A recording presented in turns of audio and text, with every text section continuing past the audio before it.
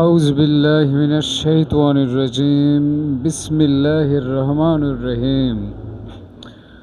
আসসালামু আলাইকুম ওয়া রাহমাতুল্লাহি ওয়া বারাকাতুহু। প্রিয় শিক্ষার্থী ভাই বোন, আজকে নতুন ক্লাসে আপনাদের সকলকে স্বাগতম। গতকালকের ক্লাসে আমরা যেটি নিয়ে আলোচনা করেছিলাম তা হলো ট্রান্সফরমেশন অফ সেন্টেন্স, অর্থাৎ একটি সেন্টেন্সকে আমরা কিভাবে অন্য আরেকটি সেন্টেন্সে রূপান্তর করতে পারি এই বিষয়ে আলোচনা করেছিলাম। তো গতকাল আমাদের যে লাস্ট পয়েন্টটা ছিল তা হলো এক্সক্লামেটরি সেন্টেন্স। এই পর্যন্ত আলোচনা স্থগিত ছিল। তো আজকে আমরা সেখান থেকেই শুরু করব ইনশাআল্লাহ। আল্লাহ আমাদেরকে যদি তৌফিক এবং সাহায্য দান করেন ইনশাআল্লাহ। তাহলে আমরা চলো শুরু করে দিই। আজকে সেটি হলো 5 এক্সক্লামেটরি সেন্টেন্স।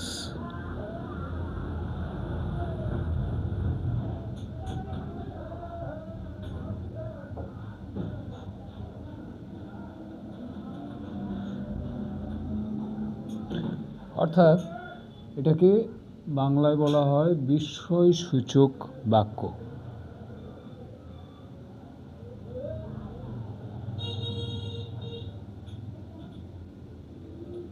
আচ্ছা, তো এখন প্রশ্ন হচ্ছে যে বিস্ময়সূচক বাক্য বা বিস্ময় বোঝাবে এমন ধরনের বাক্যগুলো আসলে কেমন।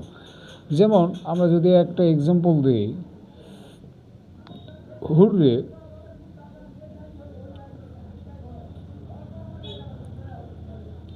We have won the game, বা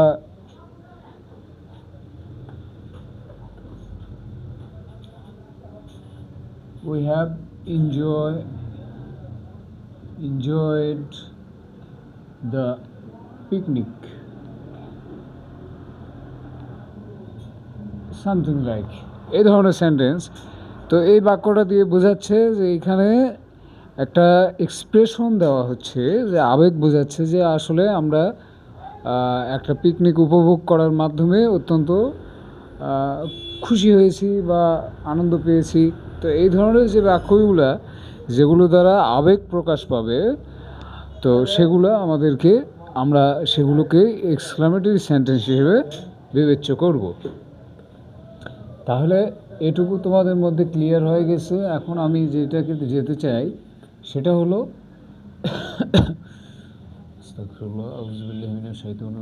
বিসমিল্লাহির রহমানির রহিম।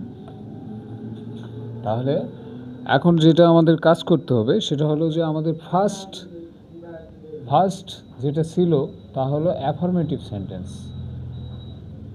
অ্যাফার্মেটিভ সেন্টেন্স অর্থাৎ হ্যাঁ বোধক বাক্য।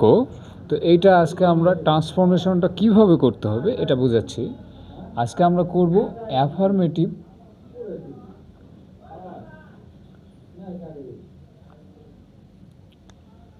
টু নেগেটিভ, অর্থাৎ হ্যাঁ বোধক বাক্যকে আমরা কিভাবে না বোধক বানাবো। একটা এক্সাম্পল দেখাই। যেমন আমি বলতেছি যে অনলি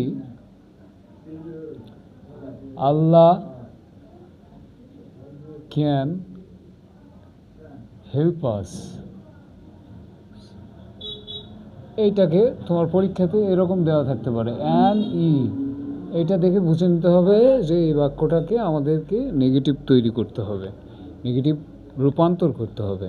তাহলে আমরা নেগেটিভে যাই, দেখি। তো এইখানে তোমাদেরকে একটু মনে রাখতে হবে সেটা হলো যে বাক্যে যদি অনলি থাকে, এমন কোনো বাক্য অ্যাফার্মেটিভ বাক্য যেটাতে অনলি আছে এবং তোমাকে নেগেটিভ করতে বলতেছে, সেটা যদি কোনো ব্যক্তি বোঝায়, আল্লাহ এখানে কোনো ব্যক্তি না, নাউজুবিল্লাহ, কিন্তু তারপরেও এখানে ব্যক্তি বিশেষ। এই জন্য আমরা এখানে অনলি যদি আচ্ছা, এই ক্ষেত্রে আমরা ব্যবহার করব অনলির পরিবর্তে নান বাট।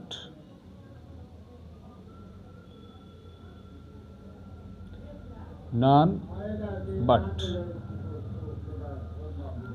এখানে কিসের পরিবর্তে হলো, এই অনলির পরিবর্তে হবে none but.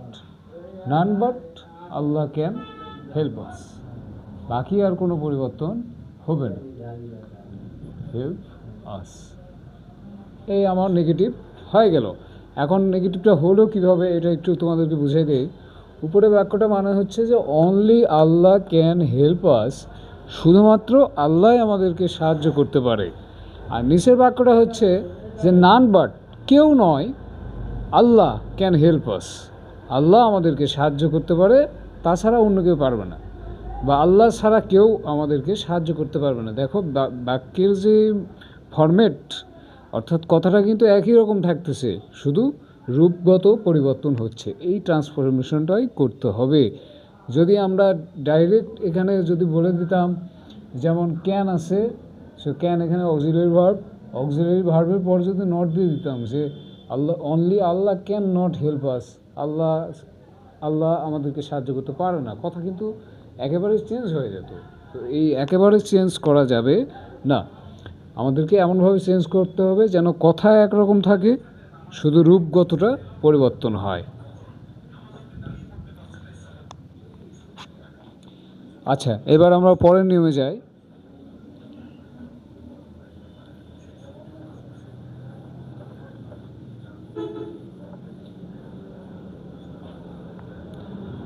Example,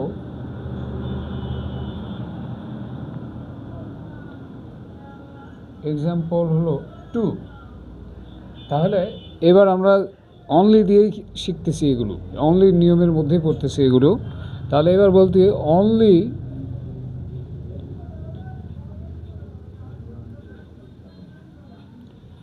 I need only a pen, আমার শুধুমাত্র একটা কলম দরকার। এটাকে এখন নেগেটিভ করতে বলছে, তাহলে আমরা এখন এখানে করব। এখন তোমরা একটু ভাবো, একটু আগে যে শিখে আসছিলে যে অনলিটা আমাদের হলো টার্গেট, তো এখানেও অনলি আছে, তাহলে এখানে প্রশ্ন হলো যে এখানেও নাম্বার দিব না। এখানে প্রশ্নের উত্তর হচ্ছে যে নাম্বার এখানে দেওয়া যাবে না। তাহলে এখন প্রশ্ন হচ্ছে যে কেন দেব না, এর উত্তরটা হলো যে ওই অনলিটা যেটা আমরা এর একটু আগে ব্যবহার করলাম সেটা ছিল একটা ব্যক্তি বিশেষের ক্ষেত্রে, কিন্তু এখানে যেহেতু এটা অনলিটা ব্যবহার করা হয়েছে এই পেন অর্থাৎ কলম, একটি কলম এর সামনে, তো এটা একটা যেহেতু বস্তু, সো বস্তু, এই জন্য এখানে আমরা আর অনলির পরিবর্তে নান বাট ব্যবহার করতে পারবো না। এখানে ব্যবহার করতে হবে আই নিড, অনলির পরিবর্তে হয়ে যাবে nothing but, but a pen. তাহলে উপরের কথাটা মানে হচ্ছে যে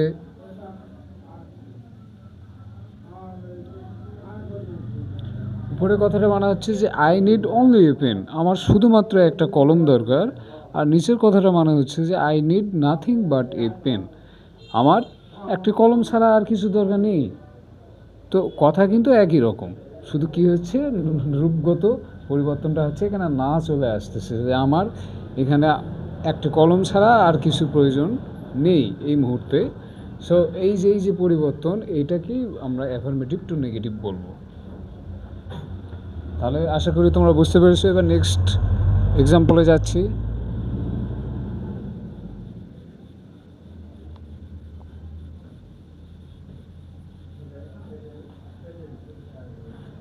আচ্ছা, এক্সাম্পল 3। এক্সাম্পল 3টা হচ্ছে যে মিনা only 10 years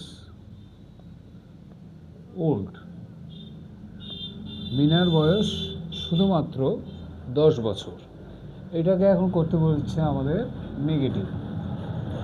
তাহলে এখন আবার আমরা টার্গেট নেব এই যে অনলি, এই অনলিটাকে আমাদেরকে দেখে বুঝে নিতে হবে যে এটা অনলি সূত্রের মধ্যে পড়তেছে। তাহলে অনলির পরিবর্তে আমরা নান বাট ব্যবহার করছি, নাথিং বাট ব্যবহার করেছি। তাহলে এখন প্রশ্ন হলো এই দুটোর মধ্যে একটা ব্যবহার করব কি না।